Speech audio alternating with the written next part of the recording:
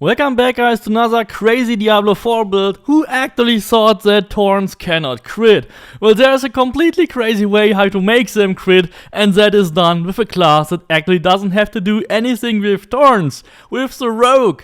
You can make a 1 million damage Thorns build that is 20 times more damage that you should actually receive when you make a Thorn build with Rogues, and in some situations this damage will even go insanely crazy and will deal up to 20 million damage. Welcome to the first real critical damage Thorns build for Diablo 4. As usual, I won't use any of the seasonal contents, no hearts, no bullshit that doesn't work, so you can make this in any realm including the Eternal Realm, and it will always be working no matter when you watch this video. Of course, you can also add additional seasonal content, but it is absolutely not needed to make this crazy build work.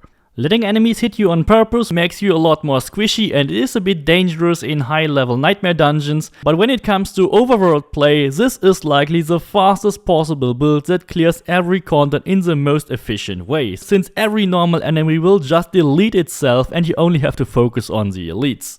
So let's check out how it actually works. No serious Thorns build can actually be made without using the Razor Plates. The Razor Plate gives you a flat bonus of about 10,000 Thorns, but it also has no additional perk slots on your chest. So it basically gives you 2,500 Thorns per perk, which is still the best Thorns per perk value you can get in the game. So definitely get this if you want to have the highest amount of Thorns. However, using the Razor Plate is always a double-edged sword, since you will lose a lot of potential damage reduction and armor which you could normally place on your chest. So going for Thorns on rings, arms and boots alternatively or even additionally is also a good option. But the Sky Hunter is a really important thing, because it will make your Thorns deal critical damage. The Sky Hunter has a unique legendary affix which will make your first contact with your enemies always be a critical hit. And that also includes a hit with Thorns. So whenever an enemy runs towards you and touches you, the Sky Hunter affix will make them deal critical damage with your Thorns. Which is just crazy, because Thorns are normally not allowed to do that. But if you have the Sky Hunter equipped, you will deal critical damage with your Thorns. The Sky Hunter is a bow, so it doesn't have vulnerable damage, but it's not too bad because you will also get vulnerable damage from your weapon mastery instead. And it also has 3 ranks on the exploit passive, which works as an additional multiplier for all healthy enemies. And enemies which are hitting you for the first time getting Thorns damage will always be healthy and will always get all the exploit damage modifier. So having a maximum stack of exploit and a lot of damage to healthy enemies is really important to achieve the maximum damage with your Thorns.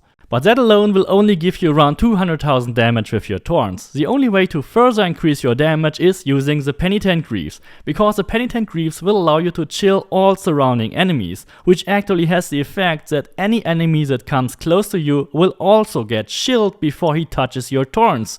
And getting chilled means he will also get all the 300% damage to crowd controlled enemies, including all the damage modifiers we have for chilled and frozen enemies.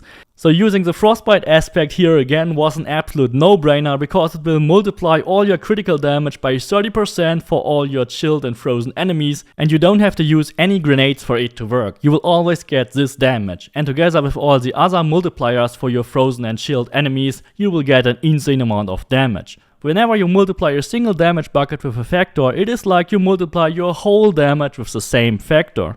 And of course, this won't be nearly as cool without using the Needle Flare aspect, because the Needle Flare aspect will actually make your Thorns deal area of effect damage. Around every second or third hit from your enemies on your Thorns will actually wipe out everyone around you. And that nearly happens every time. Of course, this also makes the use of Inner Calm, which gives you an additional 10, 20 or 30% for every second you stand still, even more rewarding, since there are a lot of world events where you are just standing around, which will just further increase your Thorns damage if you do nothing. But even while running around and shooting, I definitely recommend you to use Inner Calm, because it works as an additional multiplier. It almost instantly activates as soon as you shoot a larger mob of enemies, so you will almost always get the 10%, if not even a higher 20 or 30% if you shoot 2 or 3 salvos. So if you're not running around like a Duracell powered bunny, this is totally worth using every time. The skills I used for this build are the same as in the 2 million rapid fire build, because I simply love to use range attacks. You can of course also use this with penetrating shot or with a melee build with twisting blades or flurry instead. But I went for Death Trap, Dark Shroud, Shadow and Ice Imbuement, Concealment to get you out of tough situations, and rapid fire as my main and single skill. There are basically two ways to utilize all the damage you deal with your Thorns. One way is of course that you can just autocomplete these world events by simply doing nothing. Everyone will just attack you, you just have to stand there, do nothing and just focus on the elites, and you will just collect the obols or cinders. The more important way is that all this damage will also be used as additional crowd control damage to all your surrounding enemies. Especially when you play dungeons, enemies will inevitably hit you, and when doing that they will deal all the damage they receive to all their surrounding enemies, and that allows you to clear even larger groups of enemies extremely quickly. And even when you're attacked by range attacks, it also kills the enemies when they are standing far away. The Thorns damage will also work for any enemy attacking you from range, including the needle flare aspect. But now let's finally check out the build, guys. Of course, I will show you the damage values first. We have currently Precision and Inner Calm active, and that will give us a total of up to 395% critical damage. It is actually important to know that your critical damage and your crit chance and your vulnerable damage are all three amplified by Precision. Precision is not only working for critical damage, but also for the other two values. So even when using a bow, we still have over 224% vulnerable damage. We also have a whopping 288% damage to crowd controlled enemies, and thanks to the Penitent Greaves, these will always be applied to every enemy close to you. We also have 175% damage versus healthy enemies, 114% marksman damage, 84% damage of core, and over 10,000 Thorns. But now let's check the items and the aspects. Of course, a perfect headgear should have ranks with Shadow and Cold Imbuement, total armor, and even more important for this build is a source of life on kill, because you want to have a proper health refill for those small enemies which are meant to hit you. With only one heal on kill, you should be able to perfectly tank all those attacks. It also might be useful to go for the cheats aspect, since we are using the Penitent Greaves, which will chill all your surrounding enemies to take less damage from them instead of the Enshrouding, but Enshrouding is still very powerful. Just pick up the aspect which works best for you. On the chest, of course, we have the Razor Blade, which is actually pretty easy. You just have to equip the highest one you get. So if you get one with 11,000 Thorns, then it is even better. The only downside of using the Razor Blade is that you will actually lose a couple of damage reduction perks and potentially some armor. And that doesn't really help you if you actually want to intentionally get hit. But you can also get these damage reduction perks and armor on your amulet instead. On our gloves then we go for 4 ranks of rapid fire or whatever skill you prefer to use, lucky hit chance, critical hit chance and critical damage with imbued skills. And if you don't roll attack speed on your gloves, then you can simply use the accelerating aspect. Then we have perfect pens with damage reduction on close and distant enemies, total armor and a general damage reduction and the disobedience aspect. So if you ever get hold on one of these, you will likely never have to change your pens anymore. Then of course we go for the Penitent Greaves. Make sure you get a high roll on movement speed and also a max roll on the damage increase. Without the Penitent Greaves, your Thorns will still work and crit, but they will only deal around 1/3 of the damage. So they are just as important as the other unique items. Then for the two-handed weapon, you absolutely have to use the Sky Hunter, because only the Sky Hunter will allow your Thorns to deal critical damage. The unique aspect of the Sky Hunter will make you deal critical damage on every first contact with your enemies, which will also include a Thorns hit. And this is, I believe, the only possible way to actually make your Thorns deal real critical damage in this game. Of course, the Sky Hunter is a bow and not a crossbow, so it won't have vulnerable damage on it and you won't deal as much damage with the bow. But the additional damage you deal to crowds from all the Thorns hits will more than compensate for it. You're still getting a bit of vulnerable damage from weapons mastery, so it's also not a total loss. When you have different versions of the Sky Hunter, then definitely pick the one that has the higher ranks of exploit, because ranks of exploit will heavily influence the amount of damage you deal with your Thorns, as exploit will act as an additional multiplier to all your healthy enemies. I also have a Sky Hunter with over 2600 DPS, but I actually settled for this one because it had 3 ranks of exploit. The other 2 weapons are straightforward. We'll go for 2 swords for the increased critical damage, and on your weapons there should be vulnerable damage, critical damage, and ideally you also want to have core skill damage. And then you can add a bit of dexterity or all stats if you need that to meet some requirements. On the first sword we have a max roll of Inner Calm, and the second one will have the aspect of Corruption with 40% increased damage with your imbued skill against vulnerable enemies. On a perfect ring you should have life, critical damage, vulnerable damage and crit chance, and here we have the Edge Masters aspect. Of course you could also go for some additional Thorns instead of a maximum life. My second ring is actually not perfect, so you should basically aim for the same stats as on the first. Max life, vulnerable damage, critical damage, and then you can go for a little bit of crit chance. The maximum energy here is total trash, so definitely get a better one, but this is just my Thorns ring because I have a high roll of the needle flare aspect on it, which is really important for this build. Then we have a perfect amulet with damage reduction to close, armor, and a maximum stack of exploit ranks.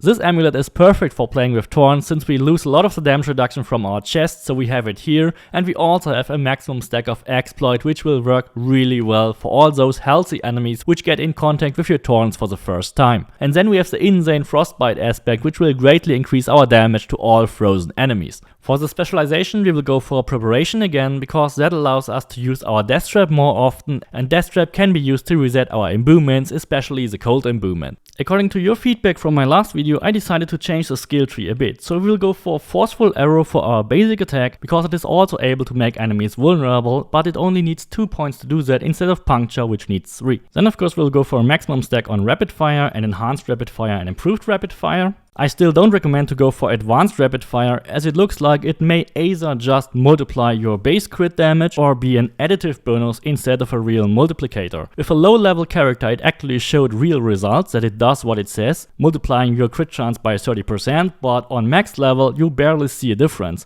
and will also get diminishing results with Edge Master when you are not at maximum energy. So I definitely recommend to go for improved rapid fire instead. Invest 3 points in Sturdy and don't go for Siphoning Strikes because Siphoning Strikes won't work well with a low lucky hit chance ability such as Rapid Fire, and we already have the heal on kill on our headgear which is way better anyway. Instead invest these 3 points on Stutter Step to increase your movement speed. You should go for 3 points on Weapon Mastery, especially for bows. This will give you more vulnerable damage, which you don't have on your bow naturally. Go for Concealment, put 3 points in Dark Shroud and even into the Enhanced Dark Shroud. And then we have 9 ranks of Exploit, which is absolutely massive. We have a 54% damage multiplier to all healthy enemies, which works absolutely crazy when combined with Thorns and even when you shoot them with your bows. And that almost compensates all the damage loss we have from not using a crossbow. Of course, getting 3 ranks on Malice is a no-brainer, but it has a lower multiplier. We will go for a maximum stack on Shadow Imbuement and also for the Shadow Explosions, which will make every enemy vulnerable, and also for Consuming Shadows, which will be your main source of refilling your energy. Go for 3 stacks on Precision Imbuement to improve your crit chance, and then also for a maximum stack of Cold Imbuement. A higher stack on Cold Imbuement won't give you more damage, but the faster you chill or even freeze your enemies, the faster you will apply more damage to them. So having over 50% chill effect on hit will actually make your enemies freeze in 2 hits. So you will get vulnerable and all the damage modifiers from mixed Cold Imbuement and Frigid Finesse onwards from the second hit you make to your enemies. Of course, if you don't want to increase your Cold Imbuement, you can also spend these points on Trap Mastery or Agile to increase your dodge chance. But increasing your dodge chance with Thorns is kind of counterproductive. Our final points will be spent on a fully upgraded Death Trap and 2 points into Aftermath. And the passive of course will be Precision because it not only boosts your critical damage but also your crit chance and your vulnerable damage.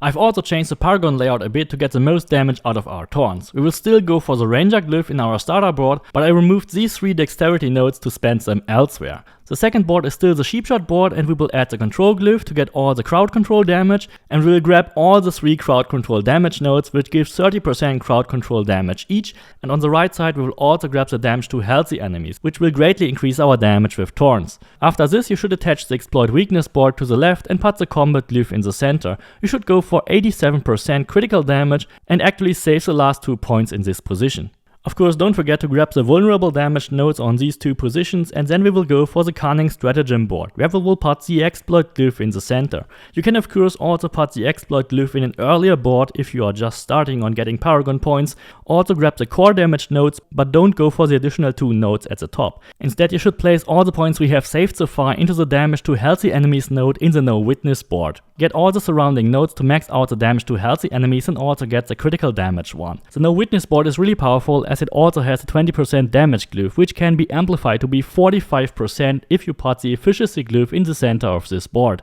This glyph will basically autocomplete itself as it gets all the intelligence from that single node, which is a really smart choice. We'll also grab the 5% damage additionally here. The last board you should place in this layout is the Eldritch Bounty board, where you should place the infusion glyph in the center. Grab all the surrounding intelligence nodes except for these 2, because it would be a waste to invest 2 points to get just 1 more intelligence. Also get the non-physical damage and the Eldritch Bounty legendary node. If you are not at max level yet, you can pick up the Eldritch Bounty board earlier to increase your imbuement damage damage. However, in terms of stat requirements, you have to make this one your last board. So you have to rearrange your points and make this the last one once you reach a higher level. If you want to make this more tanky, you can either remove these points from the crowd control node or from the damage to healthy enemies and go and get the damage reduction from elites, or you even invest these points in getting the damage reduction from vulnerable enemies. I will also post you a link for the entire build in the description, and if you like this build then don't forget to subscribe, leave me a like, and see you next time.